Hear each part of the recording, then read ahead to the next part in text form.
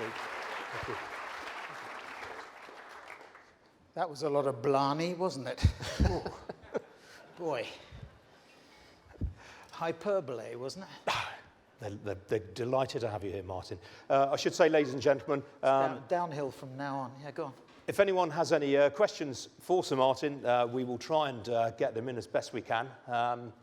But Martin, you've, I know, flown in from Madrid this morning and then overnight. I was trying to earn a living in Spain, which I don't think we should forget about post-Brexit, nor Germany or France or Italy, those being 4 markets which are in our top 10 markets.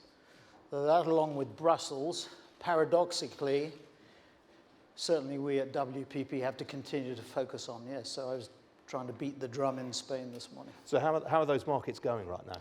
Well, if I was to sort of prioritize them, I would say Germany strong. You and I were talking a little bit about that before. But the strongest, the Mittelstand is very strong, these medium-sized German companies. We had a board meeting in Berlin for looking at our European operations, which are about a third of our business. So we're a third US, a third Europe, and a third Asia, Latin America, Africa, Middle East, and Central and Eastern Europe. Germany remains very strong, and the Mittelstand is quite interesting. If you have like a $100 million Mittelstand company, you pass it on to your kids, you can pass it on without any inheritance tax. And some people say that encourages rigidity, but other people say it's a good way of encouraging strong middle-sized companies. So Germany, number 1. I would say Spain, number 2, recovered strongly from Lehman, the post-Lehman and the banking crisis. Not as strong this year as last year. They were probably doing better without a government than they were with a government.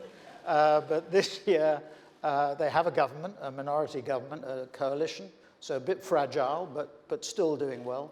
Then I would say Italy, but we have the big thing on December the 4th, the referendum, and if Renzi loses that, maybe all bets are off for the euro. Again, we were talking about that, and an Italian banking crisis, so that's not a pleasant thought. And then bottom of the heap, if I can put it that way, would be France, where we've not seen a material recovery, a slight recovery, but you have a big question mark after the weekend with Sarkozy dropping out as to what's going to happen and the role of Le Pen. I was not in the UK last week, but I understand that Marine Le Pen was here, got a lot of airtime, and we'll have to see what happens. So a lot of uncertainty in those markets, but those 4 markets are very important. They're number 4, Germany's number 4 for us, France number 6, Italy number 9, and Spain number 10.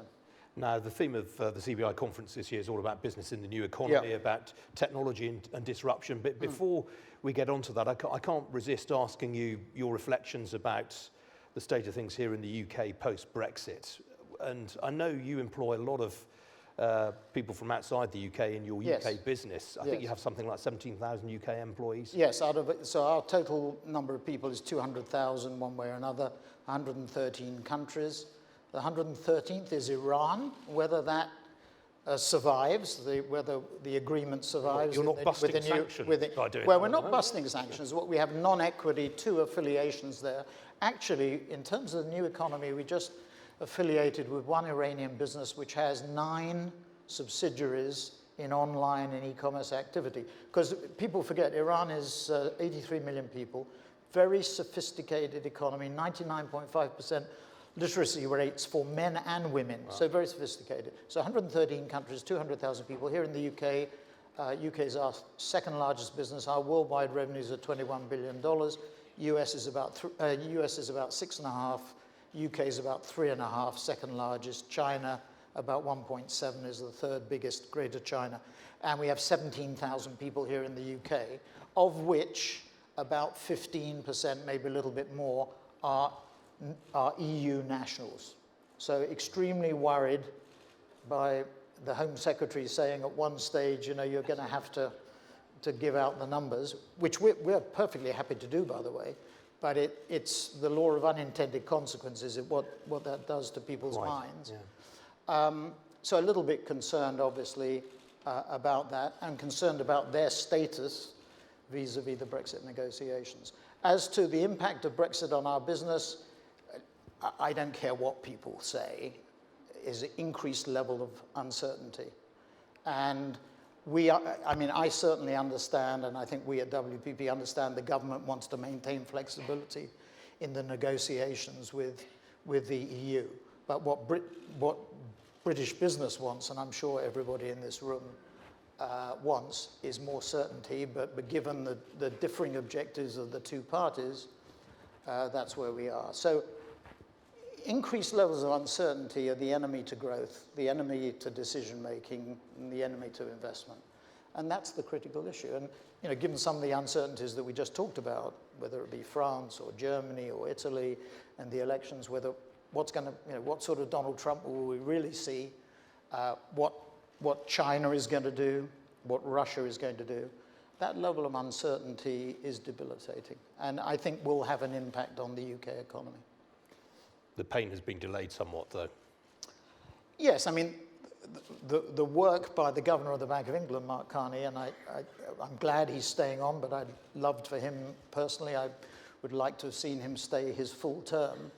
I think the criticism he came in for was deeply unfounded. I think it was prompt action by the Bank of England, actually, after a very surprising vote, and we've been surprised again by Trump, actually delayed the evil day in a way, or postponed the problems. But the Chancellor is wrestling with the problems, and we'll see the results of that on Wednesday. I think what the Prime Minister said in her speech and what we'll hear on Wednesday will be helpful on industrial policy, on corporate governance, on R&D, on all these things that are very important.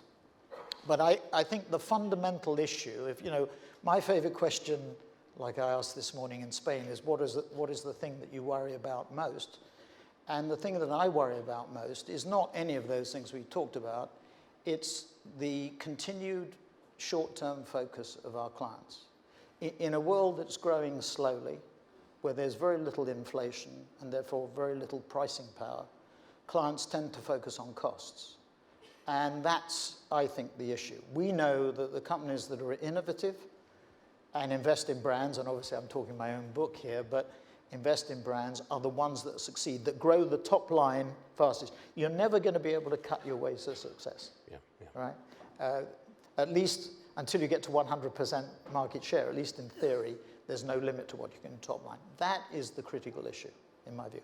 And if you look at the S&P 500, it's quite interesting. If you think about the S&P 500 being one company, in 5 of the last 6 quarters, the S&P 500 has paid out more in dividends and buybacks than retained earnings. What does that mean? It means that effectively it shrunk. What does that mean? It means that management is abrogating responsibility for the reinvestment of their retained earnings. Back to the shareholders. Yes, yeah. Exactly. That's the problem. And anything governments can do to get businesses to think about the long term. And the irony about all this, thinking about corporate governance, is the companies that probably are in the best position are the ones that offend corporate governance, where you have controlled companies. Well, you've offended corporate governance. Thank you very much for those few kind words. I think I would say I find that deeply unfair, Ian. If it's wrong to build a business over 31 years, which is what we've done, from £1 million market cap. I can't remember how many people we employed in the UK when we started in 1985 to today, where we employ 17,000 here.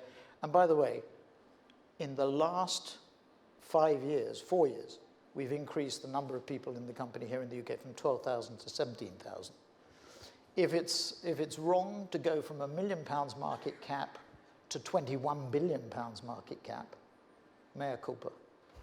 If it's wrong for something like 500,000 to 600,000 people to depend on WPP for its living, mea culpa, right? Because if we have 200,000 people, average size of a family, let's say, is 3 people, it's probably more, but that means 600,000, and I'm very proud of that. I'm not something that I'm a shrinking violet about or prepared to. So if pay for performance, I notice the head of the CBI called for it this morning. I think reward for performance is justified. What about binding votes on pay? Well, that's clearly one of the things that's on the table. If they're binding, if those are the rules of the system, fine. We'll abide obviously with the rules of the system. If that's what people, the issue though is you don't want to choke off entrepreneurial enthusiasm. I mean, I think the net result of a lot of what we're seeing is to force more into the private sector and into private equity. The big beneficiaries of increased regulation and increased control are going to be the private equity portfolios. I mean, I noticed that the government is going to have this patient capital. It's quite interesting that private equity houses are raising funds, which they call patient capital funds. Right. Neil Woodford's got a fund called Patient Capital. Longer term, lower return, they say, but of course the returns that they demand in their funding it's the highest cost of capital. You're much better off going to your bank to borrow money than you are going to private equity. But the people who will benefit will be the private equity. Now, on the subject of disruption, you are, as you say, in 113 countries around the world. Yes. What are you seeing around the world in terms of how businesses, I mean, everyone in this room probably wants to know how you've re-engineered WPP to take account of changing technologies and advances in technology, but also you see it from the customer point of view as well. Yeah.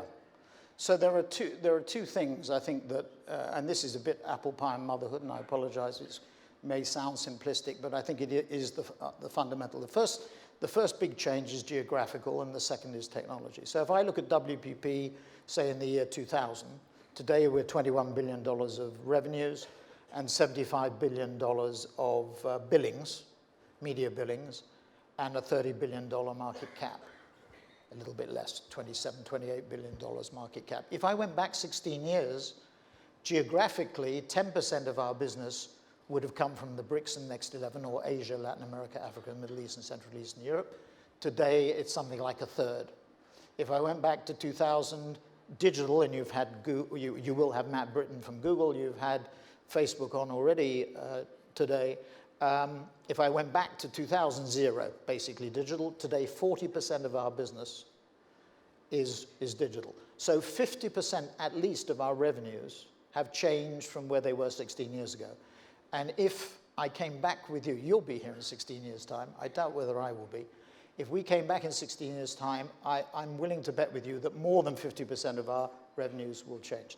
So geographically, and Brexit is very important in this context. The UK trading pattern is still EU dominated. Last week, I think it was, the Prime Minister went to India. Donald Trump may be visiting here, I'm told, on a state visit in June. This signals the importance of these bilateral trade agreements, and therefore the BRICS and Next 11 and the US will be very important. So Brazil, Russia, ironically, India, China, amongst others, with the US, etc., will become increasingly important. So geographical, number one. Right.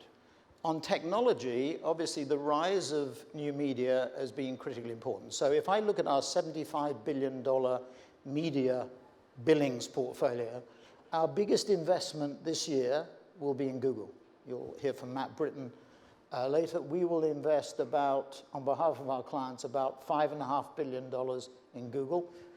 A few years ago, it was nowhere to be seen. The second biggest will be in your, I guess, ultimate parent or influencer in Rupert Murdoch's Fox, Star, Sky at about $2.25 billion. And the third would be Facebook at $1.7 billion. Google and Facebook have grown like Topsy. Probably our investment in the News Corp, Fox, Star, Sky has remained relatively constant. The other legacy media owners, anywhere between $750 million and $1.7 billion, and remained pretty constant. LinkedIn certainly has increased, Twitter has increased, Snapchat may be a third force to compete with Google and Facebook, but it's the rise of those media that has become much stronger, and they start to dominate. Next year, my guess is that Facebook will probably become our second biggest investment. It's gone from $1 billion in 2015 to $1.7 billion this year. Google's gone from about $4 billion in 15 to about 5.5 this year. So growing exponentially. Those are the biggest shifts. And allied to that is the rise of e-commerce, the rise of Amazon. I mean, there's a lot of focus on Google and Facebook. They control about 3/4 of online spending. That's why I mentioned Snapchat potentially being a third force. But the other, when I ask that question about what worries you at night, it is amazing, or when you get up in the morning, it is amazing how many clients or people say Amazon.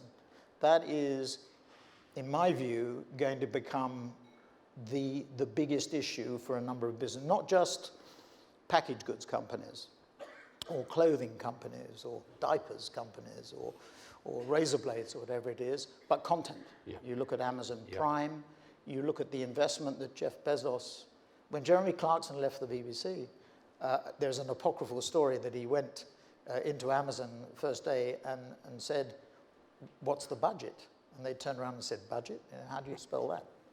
Yes. They don't worry about short-term returns, do they? But you used to call... Because they have a controlled structure. Yeah. Bezos, control... Just go back to the S&P comment for a minute. Why is it that people are so short-term? Average life of a CEO is about 6 to 7 years. Average life of a CFO, 5 to 6 years. Average life of a CMO, Chief Marketing Officer, who we deal with, 2 to 3 years. It is unrealistic to believe that people are going to take a long-term view in those pressures. And then if you're a legacy business, which I guess most of the companies in this room are, we certainly are, on the spectrum of competition, what do you have? At one end, you have the disruptors, so Airbnb, Uber, for example. At the other end of the spectrum, you have the zero-based budgeters who are very focused on costs, ABI, Coty, Reckitt Benckiser, and in the pharmaceutical space, Valiant and Endo, although those models are discredited. And in the middle, you have the activist investors. And you have those three pressures on you to perform, and quarterly performance.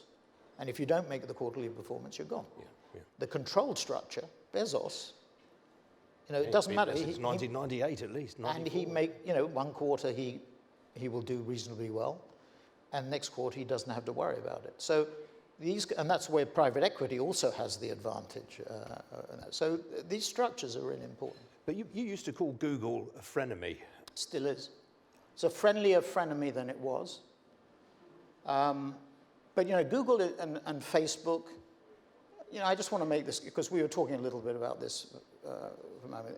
Some of the things you're starting to see, whether it's about fake news or the measurement problems that Facebook revealed last week. And we had one of our digital conferences on the West Coast, and I had a session with Sheryl Sandberg on the day that Facebook announced their measurement changes. And I'm sure that Nicola Mendelsohn talked about it this morning.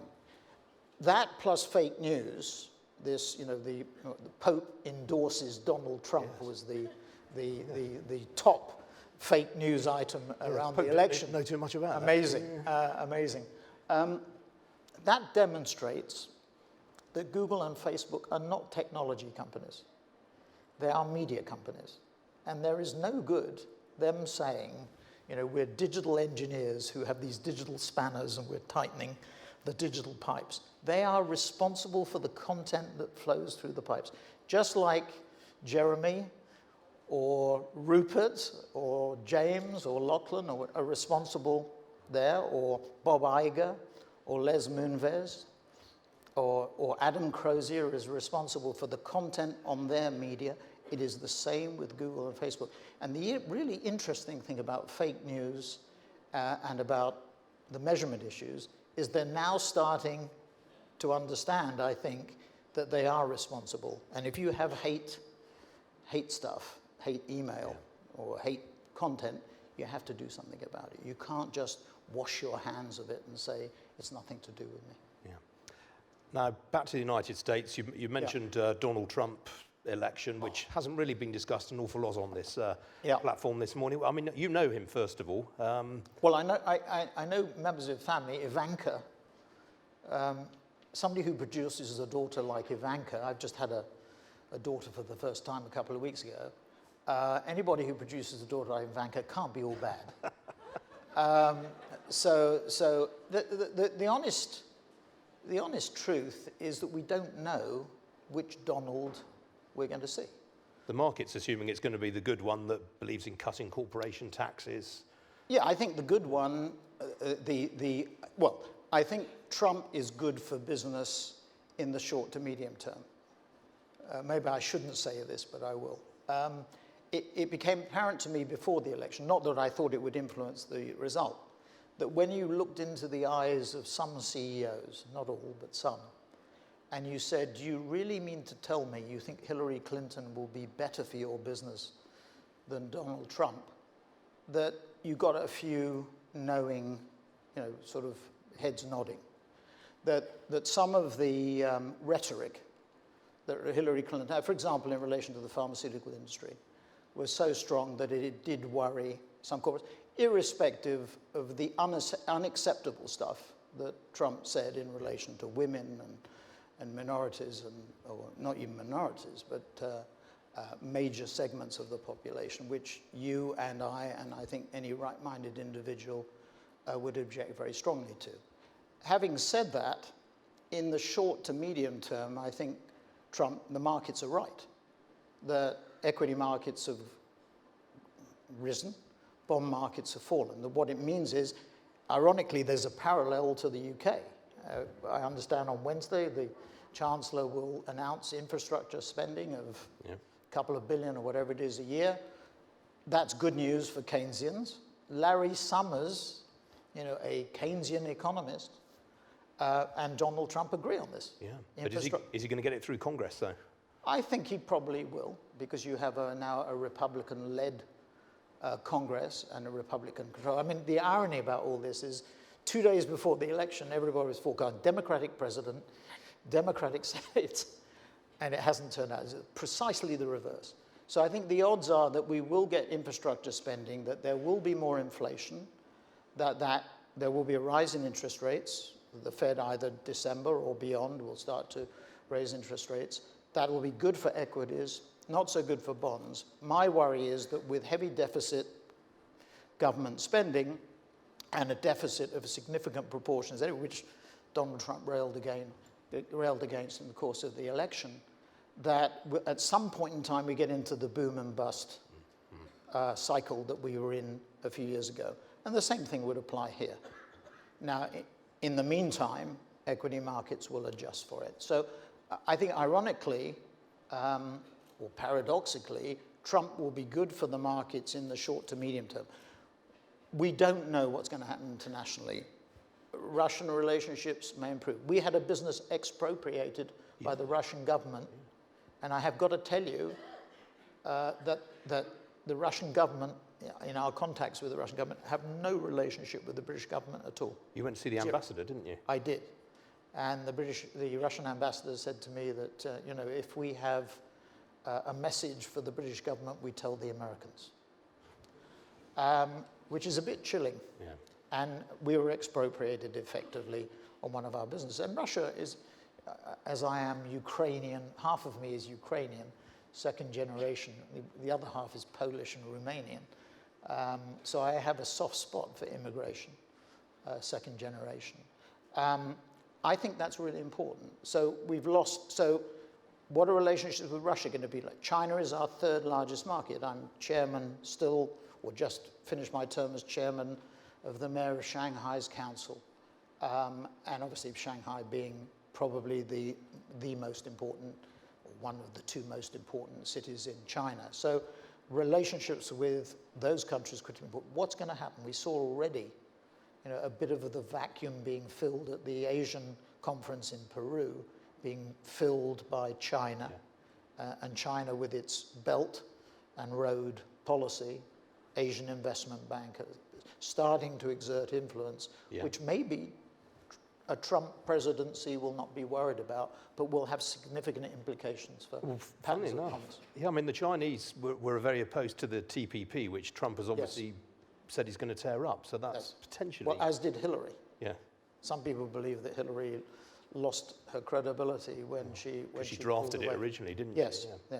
So, I mean, that's common ground between Trump and China on at least that particular issue. Yeah, but the problem is that we have no basis of understanding what he's going to do. Now, having said all that, it may turn out You know, he likes to confound the cynics and the media, and he may turn out to be the greatest thing since sliced bread. We don't really know. His first picks for cabinet positions seem to be pretty extreme right-wing. No women as yet. We have to see who's going to be Treasury Secretary, who's going to be Secretary of State. He was interviewing Mitt Romney over the weekend for it. We'll see. We'll see. It may be that all the worst predictions turn out to be, from an international policy point of view, turn out to be ill-founded. We have to see. Briefly, Martin, any thoughts on the state of China right now? I mean, the economy's ticking over at sort of. We had a weak first half. We were actually sort of flat to down. We had a very strong Q3, an okay October. We'll have to see what happens the rest of the year. We think we'll be up slightly. It's our third largest market, including Taiwan and Hong Kong. Hong Kong is weak. Taiwan is somewhere between where Hong Kong is and mainland China. I remain an unabashed bull on Brazil still, which is recovering, I think. It'll take 3 or 4 years, but it is recovering. India, where our business is very strong, and we have a very colossal market share. It's our biggest market share of anywhere in the world. And then China, where again, we're the biggest factor in the market. Russia is more problematic. I still remain bullish on Russia, but it's going to take a long time. It's a bet on the oil price as much as anything, isn't it? But I mean, looking at China specifically, the Alibaba Singles Day the other day was, it just gets bigger and bigger every year. I mean, we're all talking about Black Friday. It's a bit of a retail gimmick, obviously, but Singles Day surpasses it immensely. Yes, and we have our Friday here as well. No, that's sort of a bit gimmicky. What people do, it's an amazing thing, is the Chinese consumer, because they get heavily discounted offers, will buy in bulk almost for the year. They will, you know, washing detergent or wherever, toothpaste or whatever, is on offer. And they go out and literally buy in bulk. And that's why, it drags forward spending. But be of no, I mean, when I say Amazon is the big thing that people worry about, Alibaba presents itself as being the friendly Amazon. And to some extent that is true. But of course the critical issue here is who controls the data. And what Amazon's great strength is the data it has and the data control. So it can look on a minute-by-minute, second-by-second basis what is happening to all products and services that is on its platform. The same thing applies to Alibaba. The same thing applies to Flipkart in India, which is the equivalent, or one of the equivalents in India. So these e-commerce platforms, one of our second largest client is Unilever. You may have seen they bought the Dollar Shave Club a few weeks ago for supposedly $1 billion. But that's 3.5 million names. If you think about what they're doing, I mean, effectively, they're saying they're establishing a channel of engagement and a channel of distribution. So here's a manufacturer who, through the web, can establish a direct connection between you and me. 20% of those 3.5 million names are women. It's not purely a men's channel of distribution. But what they're saying is, we're going to establish a direct means of communication and engagement with the consumer, which is independent of any other platform, and they will control the data. It will be their first-party data. And the big battle that you're going to see is for control of the data. That's where Amazon's big strength is. That's where Alibaba's big strength is. And their knowledge of what the consumer is doing from a media consumption point of view and from a payment point of view all the time. All right, Martin, I'm afraid we've got to leave it there. That's a very interesting note on which to end, who controls the data. Ladies and gentlemen, Sir Martin Sorrell flew in all the way from Madrid this morning, well, New York via Madrid, just to be here today. Thank you, Ian. Thanks very much. Indeed. You got it. Thank you. Less of the blind.